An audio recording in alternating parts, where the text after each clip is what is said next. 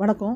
சமையலே தெரியாதவங்க கூட 5 நிமிஷத்துல ஒரு டேஸ்ட்டான குழம்பு வைக்கலாம். இத நீங்க பாருங்க. இதுக்கு என்னென்ன தேவைன்னு 2 வெங்காயம் கட் பண்ணி வச்சிருக்கேன். கொஞ்சம் இஞ்சி கட் பண்ணி வச்சிருக்கேன். 2 தக்காளி கட் பண்ணி வச்சிருக்கேன். அதே மாரி கொஞ்சம் கொத்தமல்லி இலை கட் பண்ணி வச்சிருக்கேன். இத வச்சு நீங்க சூப்பரான ஒரு குழம்பு பண்ணலாம் பாருங்க. நம்ம வந்து மசூர் பருப்பு எடுத்து வச்சிருக்கேன். இது வந்து கொஞ்சம் ஆரஞ்சு கலர்ல இருக்கும். இந்த குழம்பு வந்து ரொம்பவே அருமையா இருக்கும். துவரம் பருப்போட இது வந்து அவ்வளோ டேஸ்ட்டா இருக்கும் இந்த மசூர் குழம்பு. இது வந்து மகாராஷ்டிரால வந்து பெரிய பெரிய ஹோட்டலு, டாபால வந்து ரொம்ப ஃபேமஸா கிடைக்கும். இத நீங்க பாருங்க எப்படி பண்ணலாம்னு.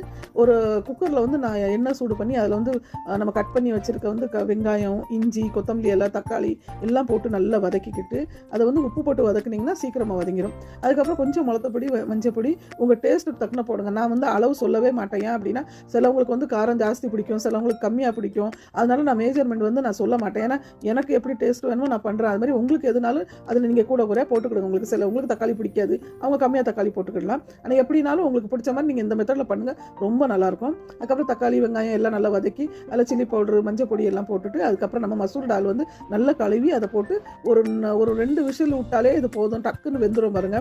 இப்போ இந்த குழம்பு வந்து ரொம்பவே டேஸ்ட்டாக இருக்கும். இந்த குழம்பு வந்து இன்னும் தாளிப்பு கொடுக்க வேண்டியிருக்கு. இது வந்து ஹோட்டலில் வந்து இது வந்து டாபா ஹோட்டல் சைடில் வந்து தால் தடுக்கா சொல்லுவாங்க. இந்த டால் தடுக்கா அவ்வளோ டேஸ்ட்டாக இருக்கும். இதை வந்து நான் ஒரு பாத்திரத்தில் இந்த குழம்பு வந்து நான் கொட்டி வச்சிட்டேன்.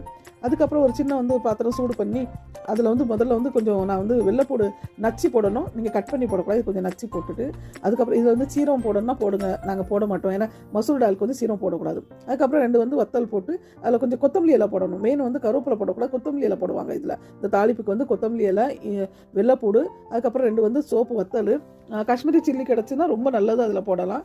அதை போட்டு கொஞ்சம் காயப்பொடி கண்டிப்பாக போடுங்க, ஏன்னா இந்த பருப்புக்கு வந்து காயப்பொடி போடணும். அதை போட்டு கிண்டி விட்டுருங்க.